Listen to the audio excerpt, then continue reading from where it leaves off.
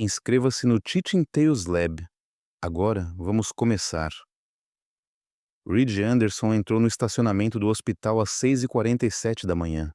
A geada de dezembro ainda grudava em seu para-brisa.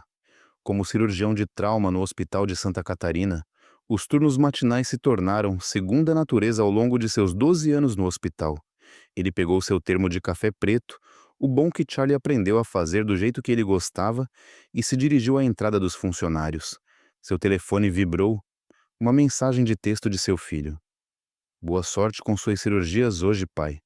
Não se esqueça de que vamos construir a estrutura da casa na árvore quando você voltar para casa. Reed sorriu, digitando rapidamente.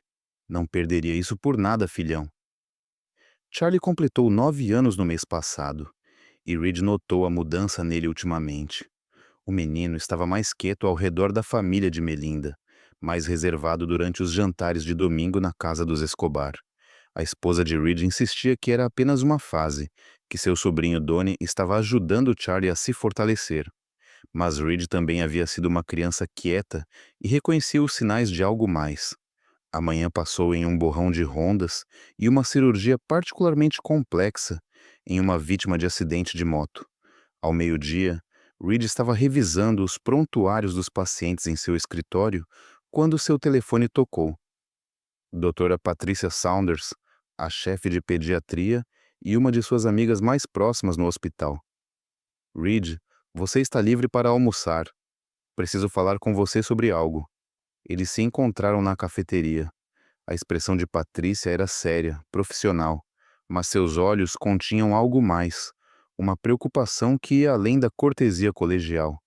Eu vi Charlie na sala de espera na semana passada, disse ela, mexendo em sua sopa sem comê-la. Melinda o trouxe para um check-up. Reed, havia hematomas em seus braços superiores. Quando perguntei sobre eles, Melinda disse que ele caiu brincando com seu primo. O aperto de Reed na faca ficou mais forte. Que tipo de hematomas?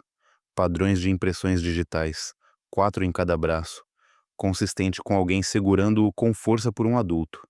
Patrícia se inclinou para frente. Eu documentei isso, mas a explicação de Melinda era plausível o suficiente para que eu não pudesse pressionar mais sem mais evidências. Estou te dizendo isso como sua amiga, não como uma repórter obrigatória ainda, mas se eu ver Charlie novamente com marcas semelhantes, eu entendo. A mente de Reed já estava acelerada. Obrigado por me contar. Aquela noite, Reed observou seu filho com mais cuidado enquanto trabalhavam na casa na árvore. Charlie ele estava entusiasmado com o projeto, seu eu habitual brilhante quando eram apenas os dois. Mas quando Melinda os chamou para o jantar e mencionou que sua irmã, Charlene, estava vindo com Donnie, Reed viu o leve tensionamento nos ombros de Charlie, a forma como seu sorriso se apagou apenas um pouco. Nas 2 semanas seguintes, Reed começou a documentar tudo. Ele notou como Charlie temia os encontros familiares, como voltava para casa após dias na casa dos Escobar mais contido. Quando Reed sugeriu que eles pulassem o próximo jantar de domingo, Melinda explodiu. O que há de errado com você? Ela disparou, batendo a cesta de roupas na bancada. Eles são minha família, Reed. Charlie precisa passar tempo com seus primos. Você está sendo paranoico. Estou sendo observador, disse Reed calmamente. Charlie parece desconfortável ao redor deles. Isso é ridículo. Charlene adora ele. Meus pais adoram ele. Você está criando problemas onde não há nenhum. O rosto de Melinda endureceu. Estou cansada de você tentar nos isolar da minha família. É controlador. Reed reconheceu a tática de manipulação, transformando sua preocupação em uma acusação contra ele. Ele já tinha visto isso antes. Pequenas instâncias ao longo dos anos que ele havia ignorado. Mas isso era sobre Charlie. Não estou isolando ninguém. Estou protegendo nosso filho de quê? De pessoas que o amam. Você é quem sempre esteve ausente, Reed. Sempre no hospital ou em conferências. Você mal sabe o que acontece em casa agora. A discussão terminou com Melinda saindo furiosa. Reed encontrou Charlie sentado na escada, tendo ouvido tudo. Estou bem, pai, Charlie disse em voz baixa. Eu consigo lidar com isso. Reed se sentou ao lado de seu filho, colocando um braço ao redor dele. Você não deveria ter que lidar com nada, amigo. Você pode me contar o que acontece na casa da vovó e do vovô Escobar? Charlie ficou em silêncio por um longo momento. Donnie diz que sou fraco, porque não gosto de futebol. Ele me chama de nomes às vezes. A tia Charlene ri. Alguém já te machucou fisicamente lá? Charlie olhou para suas mãos. Mamãe diz que estou sendo muito sensível, que eles estão apenas brincando. Reed sentiu algo frio se instalar em seu peito. Charlie, olhe para mim. Não é aceitável que ninguém te machuque ou te faça sentir mal sobre si mesmo. Nunca. Você entende? Seu filho acenou com a cabeça, mas Reed podia ver a confusão em seus olhos, o conflito entre o que sua mãe dizia e o que seu pai estava lhe dizendo. O convite para a videoconferência chegou no início de dezembro. 3 dias em Chicago apresentando sobre protocolos de resposta a traumas. Normalmente, Reed recusaria qualquer coisa que o afastasse durante as festas, mas Melinda estava insistindo para que ele fosse. É bom para sua carreira, ela disse. Além disso, Charlie e eu temos planos com minha família para esses dias de qualquer maneira. Meus pais querem que fiquemos na casa deles, fazer biscoitos, fazer toda a preparação de Natal. Algo na empolgação dela incomodava Reed, mas ele não conseguia identificar o porquê. Ele concordou em ir, reservando seu voo para 22 de dezembro. O hotel da conferência de Chicago era bom o suficiente, mas Reed passou a maior parte do tempo pensando em Charlie. Eles se falaram por videochamada 2 vezes desde que ele chegou, e seu filho parecia bem, se um pouco contido. Melinda estava breve durante as chamadas, mal falando com ele. No dia 23 de dezembro, a apresentação de Reed foi bem. Ele estava fazendo networking no bar do hotel quando seu telefone vibrou com uma notificação. Uma mensagem de texto de Nolan Schmidt, seu vizinho. Reed, preciso que você me ligue. É sobre Charlie. Eu tenho vídeo. O sangue de Reed esfriou. Ele saiu para o frio da noite de Chicago e ligou imediatamente. Nolan, o que está acontecendo? Olha, eu hesitei em te enviar isso. A voz de Nolan estava tensa. Eu ouvi gritos do seu quintal mais cedo. Fui até minha janela e vi Reed. Eu gravei porque pensei que você poderia precisar de evidências. Estou enviando agora. Sinto muito. O arquivo de vídeo chegou. As mãos de Reed tremiam enquanto ele pressionava o play. A filmagem foi feita da janela do segundo andar de Nolan, olhando para o quintal dos Anderson. Estava chovendo e o carimbo de data e hora mostrava 16h37, menos de 2 horas atrás. Charlie estava no centro do quintal, encharcado, seu pequeno corpo tremendo. Ao seu redor estavam 7 pessoas: Melinda, sua irmã Charlene, seus pais Gerald e Trudy Escobar, e 3 outros que Reed reconheceu como o irmão de Melinda, Heath, e sua esposa, Colleen, e o marido de Charlene, Landon. Enquanto Reed assistia, paralisado, Gerald avançou e deu um tapa em Charlie no rosto. O som era audível, mesmo através da chuva e do vidro da janela. Isso é por desrespeitar sua mãe. A voz de Gerald ecoou. Então Trudy se aproximou. Outro tapa, mais forte. Isso é por ser ingrato. Um por um, cada um teve sua vez. Charlene deu 2 tapas nele. Heath o empurrou para o chão antes de dar um tapa nele. O golpe de Colleen fez a cabeça de Charlie se virar para o lado. Landon segurou seu braço com força o suficiente para que Charlie gritasse. Através de tudo isso, Charlie não correu. Ele ficou lá, aguentando, lágrimas se misturando com a chuva em seu rosto. Melinda foi a última. Ela se aproximou de Charlie, que a olhou com algo que quebrou a dura esperança de Reed de que ela pararia com isso. Em vez disso, ela o esbofeteou mais forte do que qualquer um deles, então o agarrou pela camisa molhada. Você me envergonhou na frente da minha família, ela sibilou, chorando como um bebê porque o Donald estava brincando um pouco agressivo. Você é patético. Ela empurrou Charlie em direção à porta dos fundos, mas em vez de deixá-lo entrar, puxou a porta e a trancou. Charlie tentou a maçaneta, então se virou confuso.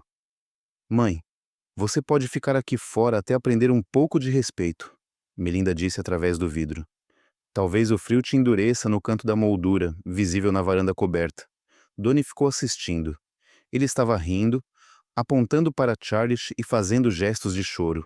O vídeo terminou. Reed assistiu novamente, depois uma terceira vez. Suas mãos haviam parado de tremer. Elas estavam firmes agora. Uma onda e firme enquanto algo frio e calculista se instalava sobre ele. Ele ligou de volta para Nolan. Quanto tempo ele estava lá fora? Eu chamei a polícia depois de 10 minutos. Dica anônima sobre uma criança em perigo. Eles apareceram cerca de 20 minutos depois que este vídeo termina. Até então, Melinda o havia trazido para dentro. Disse aos oficiais que foi um mal-entendido, que Charlie havia se trancado para fora por acidente. Eles acreditaram, especialmente com toda a família dela apoiando sua história. Onde está Charlie agora? Eu os vi empacotar e sair há cerca de 1 hora. Grande SUV cheio de pessoas. Eles se dirigiram para a casa dos Escobar. Eu acho que Reed já estava procurando voos no telefone. Nolan, eu preciso que você faça algo por mim. Eu preciso que você faça cópias desse vídeo. Coloque-as em um pendrive. Faça o upload para uma nuvem segura. Envie para você mesmo por e-mail. Faça isso agora. Já feito. Reed, o que você vai fazer? Estou voltando para casa. Reservei um voo saindo em 3 horas. Estou reservando 2 bilhetes, um para mim e um para alguém que vai garantir que aquelas pessoas nunca toquem meu filho novamente. Ele desligou e rolou pelos contatos, parando em um nome que não chamava há 8 anos. Seu dedo pairou sobre ele por apenas um momento antes de pressionar discar. O telefone tocou 2 vezes antes que a voz de uma mulher respondesse. Reed, faz tempo. Claire. Reed disse. Eu preciso da sua ajuda. É sobre meu filho. Claire Franco tinha sido mentora de Reed durante sua residência, mas ela deixou a medicina após 15 anos para se tornar uma advogada de defesa da criança. Ela se especializou em casos de abuso parental e batalhas de custódia, com uma reputação de ser absolutamente implacável na proteção das crianças. Ela tentou manter contato com Reed ao longo dos anos, mas ele estava tão focado em seu casamento e carreira que eles se afastaram. Me conte tudo, disse Claire, sua voz imediatamente mudando para o modo profissional. Reed enviou a ela o vídeo enquanto falava, explicando os hematomas de Charlie, as preocupações de Patrícia, o gaslighting de Melinda, tudo. Quando ele terminou, houve um longo silêncio. Reed, isso é abuso processável. Múltiplos perpetradores, premeditação. Uma criança vítima que está claramente em perigo. Eu posso fazer os papéis de custódia de emergência serem elaborados esta noite. Você pode voar para Seattle amanhã de manhã. Eu posso pegar o primeiro voo de Boston. Bom, Reed já estava reservando o bilhete dela porque vamos fazer isso, certo? Vamos documentar tudo. Construir um caso à prova de balas e eu vou garantir que cada pessoa naquele vídeo pague pelo que fez ao meu filho. E quanto a Melinda? Ela é sua esposa. A voz de Reed estava plana, sem emoção, da maneira que ficava durante cirurgias complicadas, quando não podia se dar ao luxo de sentir. Ela deixou de ser minha esposa, no momento em que colocou as mãos em nossa criança. Agora, ela é apenas mais uma ré. Ele desligou e reservou os bilhetes, então fez mais 2 chamadas. A primeira foi para Patrícia, que concordou em se encontrar com eles em sua casa amanhã para examinar Charlie. A segunda foi para Ian Main, um investigador particular que ajudou o hospital com um caso de fraude no ano passado. Ian, eu preciso de antecedentes completos sobre 7 pessoas: histórico criminal, registros financeiros, emprego, tudo o que você puder obter legalmente e algumas coisas que você provavelmente não pode. Eu preciso disso em 48 horas. Esse é um prazo apertado. Estou pagando o triplo da sua tarifa. Ian, isso é sobre abuso infantil. Essas pessoas machucaram meu filho. Houve uma pausa. Envie-me os nomes. Você terá tudo em 24 horas. Reed enviou o e-mail. Então sentou-se na cama do hotel e assistiu ao vídeo mais uma vez. Ele memorizou cada rosto, cada golpe, a satisfação cruel em suas expressões, a dor de seu filho. Ele pensou em Melinda, sobre a vida que haviam construído juntos. Em algum lugar nos últimos 9 anos, ela escolheu a família dela em vez de seu filho. Escolheu a crueldade em vez do amor. Escolheu se tornar alguém que Reed não reconhecia. Mas ele reconheceu o olhar nos olhos de Charlie naquele vídeo. Ele já tinha visto antes em pacientes que haviam desistido, que haviam parado de lutar. Seu filho aprendeu a apenas suportar, porque as pessoas que deveriam protegê-lo eram as que o estavam machucando. Isso acabou agora. Reed arrumou sua mala e se dirigiu ao aeroporto. Ele tinha 3 horas no voo para planejar exatamente como iria destruir a família Escobar. O voo parecia interminável. Reed assistiu ao vídeo novamente, desta vez com o olhar de um cirurgião para detalhes. Gerald Escobar esbofeteou com a palma aberta com toda a força. Isso sugeria que ele já havia feito isso antes, sabia como bater forte sem deixar marcas que durassem. O tapa-duplo de Charlene era pessoal, emocional. Ela havia gostado. O empurrão antes do golpe mostrava agressão, fisicalidade. Ele era o perigoso se as coisas ficassem físicas. Mas foram as ações de Melinda que mais disseram a Reed. A maneira como ela controlava a situação, a orquestrava. Isso não foi uma perda de temperamento espontânea. Isso foi punição calculada, um ritual familiar. Quantas vezes isso já havia acontecido antes? Claire o encontrou na retirada de bagagens. Ela parecia a mesma, com um terno cinza afiado, cabelo castanho avermelhado curto, carregando-se com a confiança de alguém que passava os dias em tribunais. Ela lhe entregou um café. Revisei o vídeo 12 vezes, disse ela enquanto caminhavam até o carro de Reed. Já redigi petições de custódia de emergência e ordens de restrição. O juiz Levi O'Connell me deve um favor. Ele assinará amanhã de manhã, mesmo sendo véspera de Natal. Precisaremos do testemunho de Charlie e de um exame médico. Patricia Saunders está de prontidão. Bom, as evidências médicas combinadas com o vídeo devem ser suficientes para a remoção de emergência. Mas, Reed, você precisa se preparar. Isso vai ficar feio. Melinda vai lutar contra isso. Deixe-a lutar. Eu tenho evidências em vídeo dela abusando de nosso filho. Ela vai alegar que você manipulou a situação, que Charlie está mentindo, que a família dela estava apenas disciplinando-o adequadamente. Eles vão pintar você como um marido controlador tentando isolá-los. Reed olhou para Clary. Ela já tentou essa abordagem há 2 semanas, quando sugeri que pulássemos o jantar de domingo na casa dos pais dela. Clary acenou com a cabeça. Clássico Darvo. Negar, atacar e inverter vítima e ofensor. Ela vem montando essa narrativa há um tempo. Reed, o que significa que o abuso vem acontecendo há um tempo? Eles dirigiram em silêncio por um momento. As mãos de Reed estavam amarradas no volante. Eu preciso saber tudo sobre essas pessoas, ele disse finalmente. Não apenas para o caso de custódia. Eu preciso saber o que eles valorizam, do que têm medo, onde são vulneráveis. Clary olhou para ele com cuidado. Reed, meu trabalho é proteger Charlie através de canais legais. O que exatamente você está planejando? Estou planejando garantir que eles entendam o que fizeram, que há consequências reais. Cuidado. Se você fizer algo que comprometa o caso de custódia, eu não farei. Tudo o que eu fizer será documentado, legal e acima de qualquer suspeita. O sorriso de Reed era frio, mas isso não significa que não vai doer.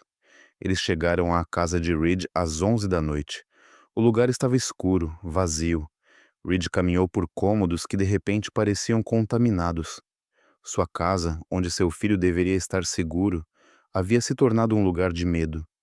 No quarto de Charlie, Reed encontrou os planos da casa na árvore que eles haviam desenhado juntos ainda na mesa. Um conjunto de Lego meio montado. Uma foto de Charlie e Reed do verão passado pescando no Lago Washington, ambos sorrindo para a câmera. Nenhuma foto de Melinda com Charlie, Reed percebeu. Nenhuma no quarto. Clary apareceu na porta. Eu me instalei no seu escritório em casa. Ian mandou os relatórios preliminares sobre os 7 sujeitos. Leia.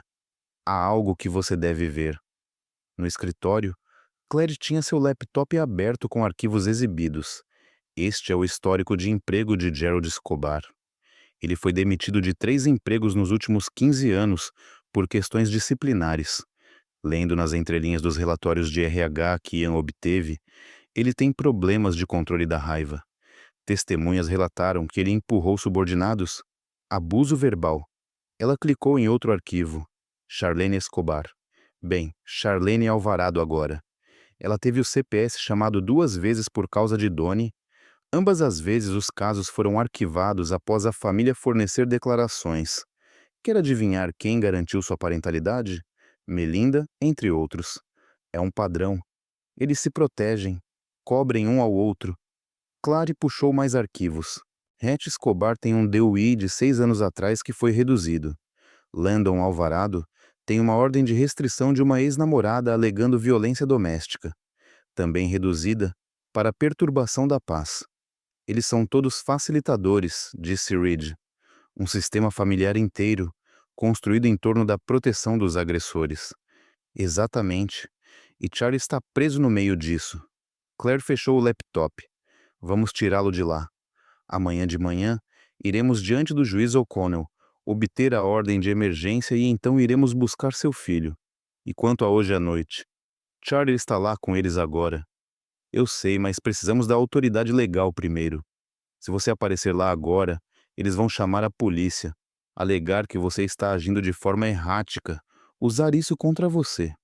Esperamos até termos a papelada, então agimos. Reed acenou com a cabeça, embora todo seu instinto gritasse para ele entrar no carro e dirigir até a casa dos Escobar agora. Mas Claire estava certa. Isso tinha que ser feito com cuidado. Descanse um pouco, disse Claire. Amanhã será um dia longo. Mas Reed não dormiu. Ele passou a noite em seu escritório lendo cada página dos relatórios de Ian, aprendendo tudo sobre as 7 pessoas que machucaram seu filho, seus empregos, suas finanças, seus segredos. E ele começou a planejar. O juiz Levi O'Connell assinou a ordem de custódia de emergência às 9 da manhã na véspera de Natal. Às 9h45, Reed, Claire e 2 policiais estavam de pé na porta da casa dos Escobar. Trudy Escobar atendeu a porta, seu rosto empalidecendo ao ver a polícia. Temos uma ordem de custódia de emergência para Charlie Anderson, disse Clary entregando os papéis. Estamos aqui para removê-lo das instalações imediatamente. Você não pode fazer isso. A voz de Trudy subiu. Melinda. Melinda. Melinda apareceu com Charlie atrás dela. Quando Charlie viu Reed, seu rosto se iluminou com alívio e esperança, que fez o coração de Reed se partir novamente. Pai. Charlie tentou correr para frente, mas Melinda agarrou seu ombro, segurando-o. Reed, o que diabos você está fazendo? O rosto de Melinda estava ruborizado de raiva. Você não pode simplesmente aparecer aqui com a polícia. E eu posso e estou. A voz de Reed era controlada e nivelada. Ele olhou além de Melinda para seu filho. Charlie, vem aqui, amigo. Você vai para casa comigo. Um dos policiais deu um passo à frente. Senhora, por favor, solte a criança. Os próximos minutos foram um caos. Gerald Escobar entrou furioso, gritando sobre advogados e direitos. Charlene começou a filmar com seu telefone até que um dos policiais lhe disse para parar. A família toda convergiu, tentando intimidar pelo número. Mas Clary se manteve firme, os documentos legais em sua mão como um escudo. Se você interferir com esta ordem judicial, será presa por obstrução. Charlie está vindo com seu pai. Todos vocês receberão notificação da audiência de custódia marcada para a próxima semana. Finalmente, Melinda soltou o ombro de Charlie. O menino correu para Reed, que o pegou no colo, mesmo que ele estivesse ficando grande demais para isso. Charlie enterrou o rosto no ombro de Reed. Eu quero ir para casa, pai. Por favor, me leve para casa. Eu estou com você, Reed sussurrou. Eu estou com você. E você está seguro agora. Eu prometo. Enquanto caminhavam para o carro, Reed ouviu Melinda gritando atrás deles, sua mãe e irmã se juntando. Ameaças, acusações, promessas de que lutariam contra isso. Deixe-os lutar, pensou Reed. Eles não tinham ideia do que estava por vir. No carro, Charlie estava em silêncio, olhando pela janela. Reed queria perguntar tudo, mas Claire lhe deu um pequeno sinal com a cabeça. Mais tarde, após o exame médico, depois que documentaram tudo corretamente, na casa de Reed, Patrícia estava esperando. Ela examinou Charlie gentilmente, profissionalmente, tirando fotografias das contusões que ainda eram visíveis, documentando as marcas de dedos em seus braços, as impressões de mão desbotadas em seu rosto. Ela fez perguntas cuidadosas e Charlie respondeu a elas hesitante no começo. Então, em um ímpeto, como se uma represa tivesse se rompido, Donnie disse que eu era estúpido. Então ele me empurrou escada abaixo na casa da vovó. Quando eu contei para a mamãe, ela disse que eu estava mentindo. Então a vovó disse que eu estava causando problemas. E o vovô ficou bravo. A história jorrou. Meses de abuso psicológico, intimidação física, isolamento. Eles convenceram Charlie de que ele era o problema, que merecia o tratamento deles, que se ele apenas tentasse mais para ser o que eles queriam, eles parariam. Eles disseram que você não me ama mais, Charlie disse, olhando para Reed com os olhos marejados. Que você vai nos deixar porque eu não era bom o suficiente. Reed puxou seu filho para perto. Charlie, ouça-me. Nada disso é verdade. Nenhuma palavra. Eu te amo mais do que tudo neste mundo. O que eles fizeram com você não foi sua culpa. Nunca foi sua culpa. Patrícia terminou seu exame e puxou Reed para o lado enquanto Claire sentava com Charlie. Ele tem contusões antigas sobrepostas com novas, ela disse em voz baixa. Isso tem sido sistemático e contínuo. Estou registrando um relatório com o CPS e a polícia. Há o suficiente aqui para acusações criminais. Bom, Reed observou seu filho pela porta, vendo como ele parecia pequeno no sofá. E quanto ao dano psicológico? Ele vai precisar de terapia. A boa notícia é que ele é resiliente e claramente sabe que você é uma pessoa segura. Com o apoio adequado, ele se recuperará. Mas Reed, isso vai ser difícil para ele. A batalha pela custódia, potencialmente testemunhar, ver sua mãe e sua família enfrentarem consequências. Ele não terá que fazer isso sozinho. Patrícia saiu para registrar seus relatórios. Claire fez ligações para várias agências colocando as coisas em movimento. E Reed sentou-se com Charlie assistindo a um filme de Natal, apenas estando presente.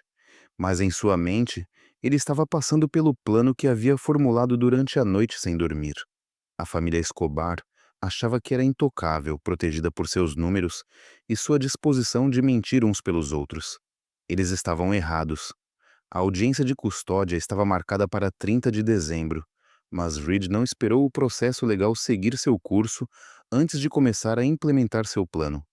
Ele havia aprendido algo crucial nos relatórios de antecedentes de Ian Mann. Cada membro da família Escobar tinha algo a perder. Gerald Escobar era o patriarca, um chefe de bombeiros aposentado que servia em várias juntas comunitárias e estava concorrendo a uma posição na comissão de planejamento da cidade. Sua reputação era tudo para ele. Trudy Escobar era voluntária em uma igreja local e administrava um pequeno negócio de catering, construído inteiramente com boca a boca e conexões comunitárias. Heath Escobar trabalhava como gerente em uma fábrica, com aspirações de se tornar diretor regional. Sua esposa Colleen lecionava em uma escola primária particular. Charlene mantinha um blog de mães com um público modesto, mas dedicado. Monetizado através de patrocínios e links de afiliados, toda a sua marca era construída em ser uma mãe perfeita. Landon Alvarado era um corretor de imóveis cujo sucesso dependia de confiança e referências de clientes. E Melinda era assistente social, ironicamente, trabalhando com jovens em risco. Cada um deles havia construído suas vidas em uma imagem de respeitabilidade. Reed estava prestes a destruir essa imagem. Em 26 de dezembro, Reed recebeu uma ligação de Mart Gill, um jornalista do Seattle Times que se especializava em matérias investigativas sobre bem-estar infantil. Eles se conheceram 2 anos atrás, quando Mart estava pesquisando um artigo sobre protocolos hospitalares para casos suspeitos de abuso. Dr. Anderson, ouvi pelo Grapevine que você pode ter uma história para mim. Mart disse algo sobre abuso familiar sistêmico. Reed havia antecipado isso. Ian Mann, a pedido de Reed, havia deixado escapar informações para uma fonte que tinha conexões com vários meios de comunicação. Negação plausível, mas eficaz. Não posso comentar sobre um caso de custódia em andamento, disse Reed cuidadosamente.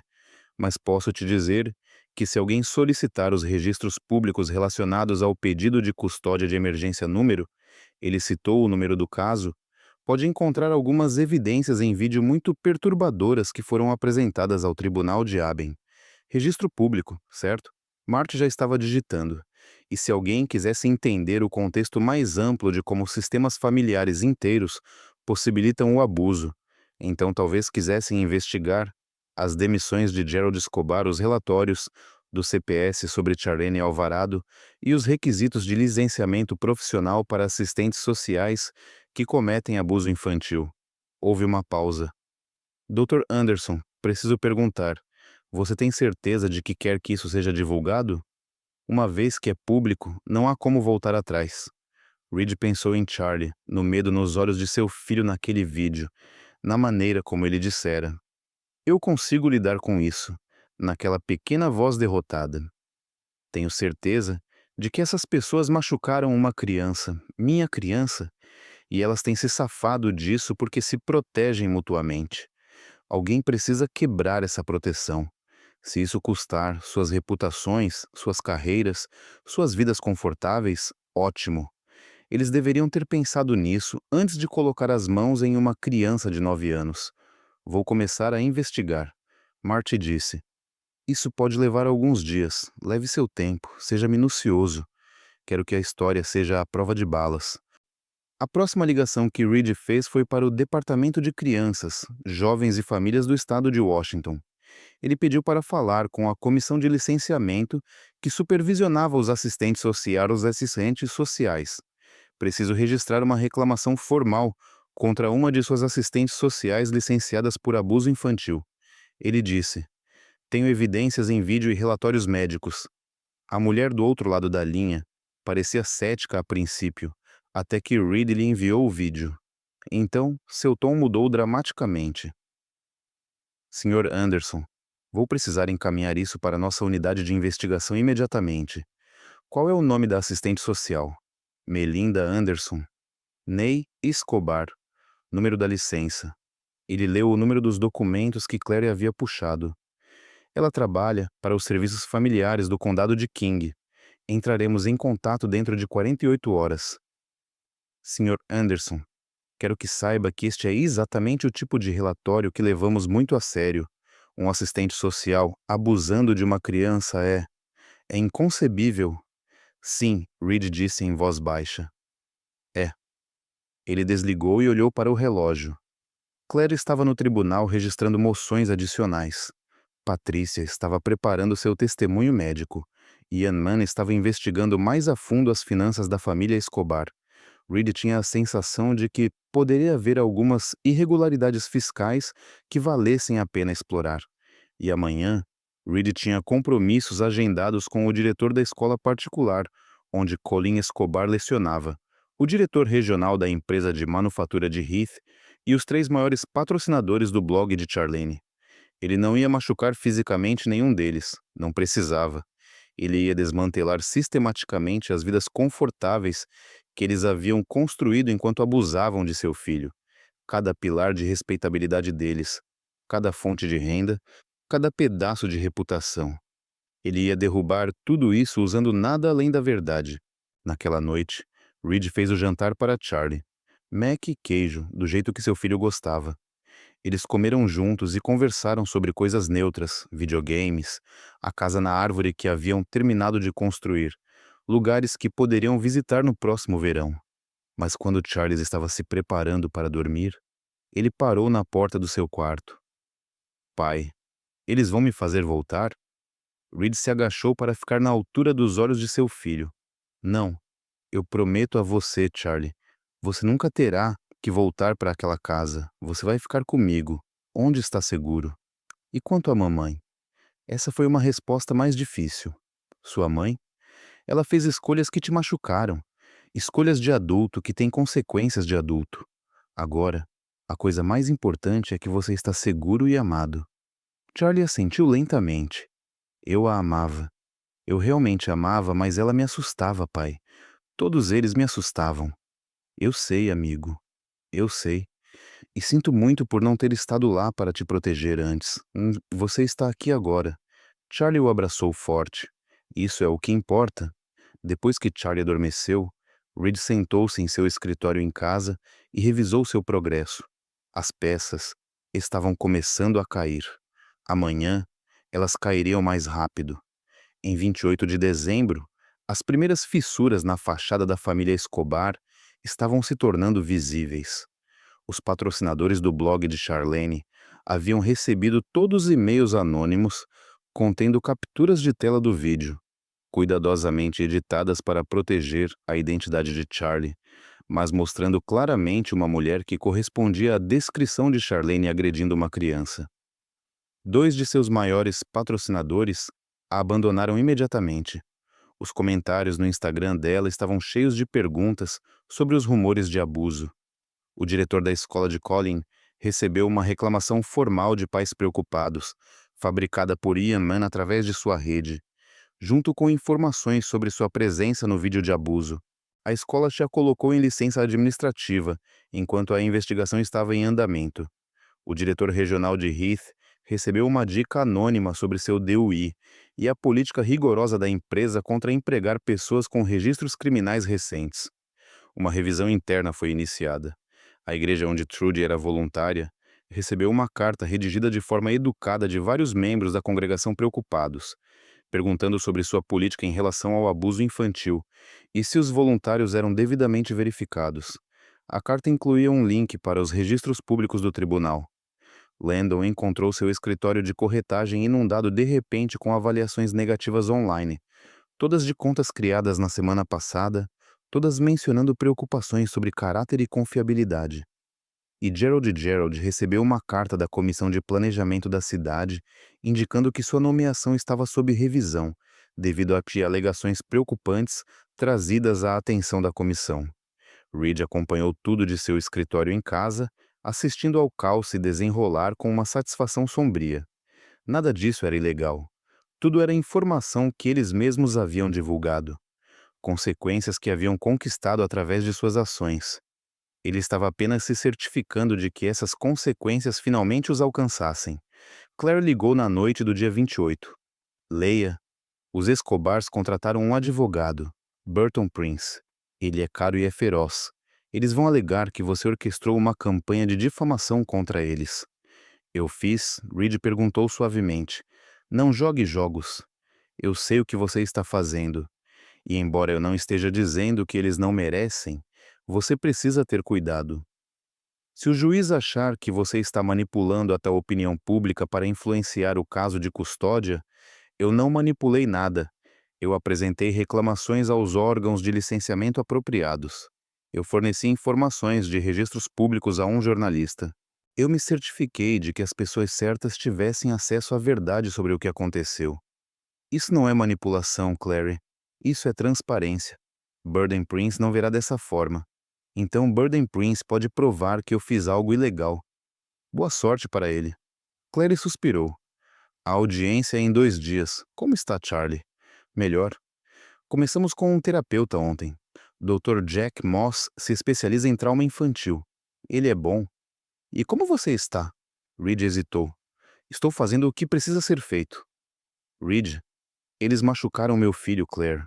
Eles o abusaram sistematicamente, fizeram ele pensar que merecia, o isolaram, o aterrorizavam, e fizeram isso como uma família, todos se protegendo, pensando que eram intocáveis. Então sim, estou me certificando de que eles enfrentem consequências reais permanentes. Se isso me torna vingativo, posso viver com isso. Houve um longo silêncio. Então Clary disse: para o que vale, eu acho que você está fazendo a coisa certa, mas não se perca na vingança, Reed. Charlie precisa de seu pai, não de um cruzado. Eu sei. Não vou deixar isso me consumir, mas vou levar até o fim. Depois que desligou, Reed recebeu uma mensagem de texto de Ian Mann. Encontrei algo interessante sobre as finanças de Melinda. Me ligue. Ian atendeu no primeiro toque. Então eu estava analisando os registros bancários que você me deu autorização para acessar, como parte do caso de custódia. Você sabia que Melinda tem feito pagamentos mensais para os pais dela? 2.000 reais por mês nos últimos 4 anos. O quê? Da nossa conta conjunta? Não, de uma conta separada apenas em nome dela. Mas aqui é onde fica interessante. O dinheiro nessa conta veio das suas economias conjuntas. Ela tem transferido lentamente fundos por anos. Tecnicamente não é ilegal, já que era propriedade marital, mas é definitivamente suspeito. E veja isso.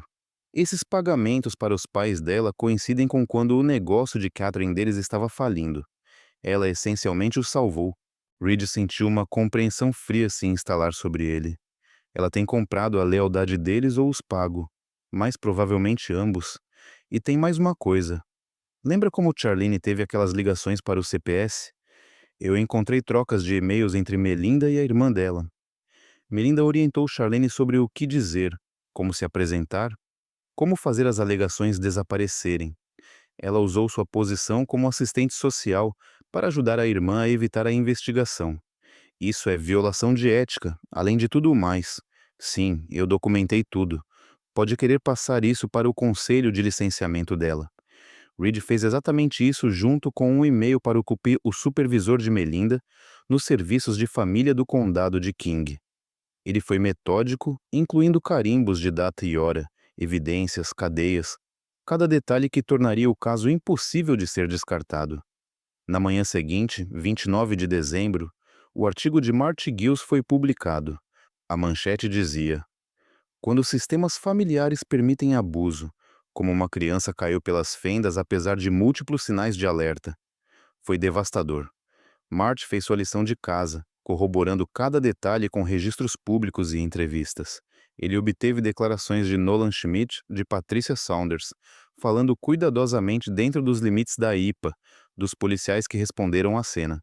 Ele detalhou o histórico de reclamações contra vários membros da família, o padrão de proteção e encobrimentos, e ele incluiu capturas de tela do vídeo, rostos borrados, mas a violência inconfundível. O artigo se tornou viral ao meio-dia. As notícias locais o pegaram. As redes sociais explodiram. Os números de telefone e endereços da família Escobar se tornaram de conhecimento público, com pessoas irritadas ligando e passando de carro. Reed havia antecipado que isso poderia acontecer. Ele realmente esperava que não fosse tão longe. Ele queria consequências profissionais, não assédio de vigilantes, mas não podia controlar a indignação pública. E parte dele pensou que talvez os Escobars precisassem entender como era ter medo em suas próprias casas. Claire ligou furiosa. Reed, você deu aquele vídeo para Marty Gill? O vídeo fazia parte do registro público do tribunal. Qualquer um poderia tê-lo acessado. Não finja que não sabe. O advogado dos Escobars vai argumentar que você criou um ambiente hostil que torna impossível uma audiência justa. Então a audiência deve ser transferida para outro local. As evidências não mudam. Você está certo. Mas, Reed, a casa deles foi atacada com ovos na noite passada. Alguém pichou abusadores de crianças na entrada da garagem deles. Isso está saindo do controle. Reed sentiu uma pequena dor de culpa. Ele não queria violência, nem mesmo danos à propriedade. Isso não é culpa minha. Eu não disse a ninguém para fazer isso. Eu sei, mas a aparência é ruim. Apenas esteja preparado para Burden Prince usar isso contra você amanhã. A audiência de custódia começou às 9h da manhã do dia 30 de dezembro. A sala do juiz O'Connell estava cheia, o que era incomum para um processo de tribunal de família, mas a atenção da mídia havia tornado isso um espetáculo. Reed sentou-se na mesa do autor com Claire. Do outro lado do corredor, Melinda estava com Burton Prince e toda a sua família. Todos pareciam exaustos, irritados, desafiadores. O juiz O'Connell era um homem de aparência severa na casa dos 60 anos, com cabelo grisalho e olhos afiados. Ele revisou todos os documentos e evidências antes da audiência, e sua expressão sugeria que ele não estava satisfeito com ninguém em sua sala. Deixe-me ser claro desde o início. Ele disse que a principal preocupação deste tribunal é o bem-estar da criança menor, Charlie Anderson. Tudo o mais é secundário. Eu revisei as evidências em vídeo, os relatórios médicos, as declarações de testemunhas e as várias alegações que voam entre ambas as partes. Vamos proceder metódica e cuidadosamente pelos fatos. Burden Prince se levantou. Meritíssimo. Antes de começarmos, preciso abordar a conduta egrégia do autor. Dr. Anderson orquestrou uma campanha de assédio contra meus clientes, incluindo o vazamento de documentos confidenciais do tribunal para a mídia. Os documentos eram registros públicos, Claire interveio, e incentivando uma mentalidade de multidão que resultou em danos à propriedade e ameaças contra meus clientes. Esse comportamento demonstra inadequação para a custódia, e o juiz O'Connell levantou uma mão. Sr. Prince, eu li suas moções e Embora o tribunal não esteja satisfeito com o circo da mídia em torno deste caso, não vejo evidências de que o Dr. Anderson violou quaisquer ordens ou leis do tribunal. O vídeo foi devidamente inserido como evidência e se tornou parte do registro público. O que a mídia escolheu fazer com essa informação não é responsabilidade do Dr. Anderson, mas, meritíssimo senhor príncipe, seus clientes estão em vídeo cometendo o que parece ser agressão a um menor. Essa é minha principal preocupação, não os sentimentos feridos deles sobre a má publicidade. O tom do juiz era gelado. Agora, vamos prosseguir com o testemunho. Doutora Patrícia Saunders, por favor, tome o banco das testemunhas. O testemunho de Patrícia foi clínico e condenatório. Ela descreveu as lesões de Charlie, o padrão de hematomas antigos e novos, os sinais psicológicos de abuso contínuo. Burton Prince tentou fazer um contra-interrogatório, sugerindo que os hematomas poderiam ter vindo de atividades normais da infância. Doutora Saunders, não é verdade que crianças ativas costumam ter hematomas? Sim, mas esses hematomas aparecem nas canelas e joelhos, não nos braços superiores e padrões de impressões digitais. Essas lesões são consistentes com ser agarrado e atingido por adultos, mas você não pode provar. Patrícia olhou para ele friamente. Senhor Prince, sou pediatra há 23 anos. Documentei centenas de casos de abuso. Eu sei a diferença entre uma criança que caiu da bicicleta e uma criança que foi sistematicamente espancada pela família. Charlie Anderson foi abusado. As evidências são inequívocas. Em seguida, Nolan Schmidt testemunhou sobre filmar o vídeo, sobre ouvir a confusão e sobre chamar a polícia. Burton Prince tentou pintá-lo como um vizinho intrometido com um ressentimento. Não é verdade, Sr. Smith, que você teve disputas com os Anderson sobre limites de propriedade? Tivemos uma conversa sobre uma linha de cerca há 3 anos. Resolvemos amigavelmente. Eu filmei o que filmei porque uma criança estava sendo machucada, não por causa de algum ressentimento imaginário. Então Charlie foi chamado para testemunhar. O coração de Reed se apertou enquanto seu filho era empossado, parecendo pequeno e nervoso na cadeira de testemunhas. O juiz O'Connell falou gentilmente com ele. Charlie, eu sei que isso é assustador. Você está sendo muito corajoso. Eu só preciso te fazer algumas perguntas sobre o que aconteceu na casa da sua avó. Ok. Charlie acenou com a cabeça. Você pode me contar o que aconteceu no dia 23 de dezembro? A voz de Charlie era baixa, mas firme. Ele descreveu o incidente, como Donnie tinha batido nele, como Charlie tinha se defendido e acidentalmente derrubado uma lâmpada, como Melinda tinha ficado brava e chamado todos. Mamãe disse que eu precisava aprender respeito. Vovô disse que eu era um garoto mimado que precisava de disciplina. Então todos eles se revezaram me batendo. Sua mãe também te bateu? Sim. A voz de Charlie quebrou. Ela me bateu mais forte. Então ela me fez ficar do lado de fora na chuva.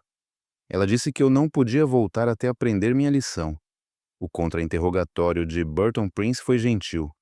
Ele não era burro o suficiente para atacar uma testemunha criança, mas tentou sugerir que Charlie estava confuso, que a disciplina era apropriada, que ele havia mal interpretado as intenções de sua família. Charlie, não é verdade que seus pais te amam? Papai me ama, Charlie disse firmemente. Eu não acho que mamãe ama mais. Você não machuca pessoas que ama assim. Da boca das crianças, pensou Reed, observando a expressão do juiz endurecer. O testemunho final foi o de Reed. Ele falou sobre suas crescentes preocupações, o aviso de Patrícia sobre os hematomas, o comportamento alterado de Charlie. Então ele descreveu receber o vídeo, o voo de volta para casa, a decisão de tirar seu filho do perigo. Dr. Anderson, o juiz O'Connell perguntou, você está buscando a custódia total? Sim, sua honra. Eu quero meu filho seguro. Eu quero que ele nunca mais esteja em um ambiente onde esteja sujeito a abuso físico ou psicológico. Burton Prince se levantou para o contra-interrogatório. Dr. Anderson, não é verdade que você trabalha longas horas no hospital? Que você está frequentemente indisponível para seu filho? Eu trabalho turnos cirúrgicos padrão e já arranjei horas reduzidas e horários flexíveis. A segurança do meu filho é minha prioridade. E ainda assim você não percebeu o abuso acontecendo por meses, possivelmente anos. Isso atingiu mais forte do que Reed esperava. Você está certo, ele disse em voz baixa. Eu confiei na minha esposa. Eu a acreditei quando ela disse que estava tudo bem. Eu não queria ver o que estava acontecendo, porque vê-lo significaria aceitar que a pessoa com quem me casei era capaz de machucar nosso filho. Isso é minha culpa, mas eu vejo agora e nunca deixarei isso acontecer novamente. Burton Prince tentou pintar as ações de Reed após receber o vídeo como vingativas e calculadas. Você apresentou queixas a várias juntas de licenciamento, contatou empregadores, falou com a mídia. Isso não é apenas vingança? Não. Reed disse que é responsabilidade. Essas pessoas abusaram do meu filho. Elas abusaram de outras crianças com base nos registros do CPS. Elas usaram suas posições de autoridade e solidariedade familiar para evitar consequências. Eu garanti que as pessoas certas soubessem o que fizeram.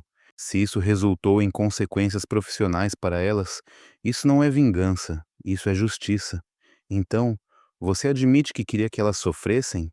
Reed encontrou os olhos de Burton Prince. Eu queria que elas enfrentassem o mesmo escrutínio e julgamento que sujeitaram meu filho. Eu queria que elas entendessem que suas ações têm consequências. Sim, Sr. Prince. Eu queria que eles perdessem suas vidas confortáveis porque eles renunciaram ao direito a essas vidas quando colocaram as mãos em uma criança. O juiz O'Connell pediu um intervalo após o testemunho de Reed. Claire o puxou para o lado no corredor. Você se saiu bem? O juiz está do nosso lado. Eu posso perceber, mas não comemore ainda. Burton Prince vai colocar os Escobar no banco das testemunhas e eles vão mentir descaradamente. Ela estava certa. Melinda testemunhou primeiro, chorando, alegando que Reed havia mal interpretado tudo. Charlie Cud estava sendo desafiador, desrespeitoso. Estávamos tentando ensiná-lo o certo do errado. Isso saiu do controle. Sim, mas nunca foi para machucá-lo. Nós amamos aquele garoto. Então, por que você o trancou do lado de fora na chuva?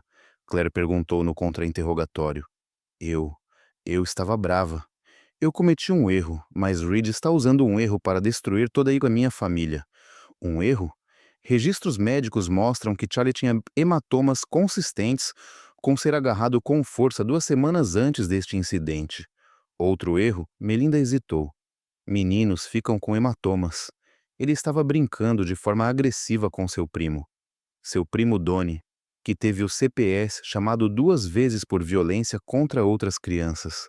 Isso não é justo. O que não é justo, senhorita Anderson, é o que você fez com seu filho. Cada membro da família testemunhou, cada um alegando que o vídeo parecia pior do que era, que eles estavam apenas tentando ajudar a disciplinar Charlie, que Reed estava exagerando. Eles se pintaram como vítimas de uma caça às bruxas midiática orquestrada por um ex-marido vingativo, mas o juiz O'Connell havia visto o vídeo. Ele ouviu o testemunho médico de Patrícia e ouviu Charlie. Às 16 horas, ele chamou o tribunal de volta à ordem. Eu ouvi o suficiente, disse o juiz O'Connell. Este é um dos casos mais claros de abuso infantil que encontrei. 7 adultos participaram do abuso físico e psicológico sistemático de uma criança de 9 anos. A evidência em vídeo é incontroversa. A evidência médica coapoia. O testemunho da criança apoia. Burton Prince começou a objetar, mas o juiz o interrompeu. Estou concedendo a custódia legal e física total a Reed Anderson. Os direitos parentais de Melinda Anderson estão suspensos até nova avaliação. Ela terá direito a visitas supervisionadas apenas com um supervisor nomeado pelo tribunal. Todos os membros da família Escobar estão proibidos de qualquer contato com a criança menor. Melinda soltou um grito. Sua mãe começou a gritar. O tribunal explodiu. Ordem. A voz do juiz O'Connell estalou como um chicote. Além disso, estou ordenando que o dossiê completo do caso, incluindo o vídeo não editado, seja encaminhado ao escritório do promotor do condado de King para possíveis acusações criminais. O que esses adultos fizeram constitui agressão a um menor, colocação em perigo de criança e possivelmente conspiração criminosa. Isso não cabe a este tribunal decidir, mas estou fazendo uma referência formal. Reed sentiu algo em seu peito afrouxar um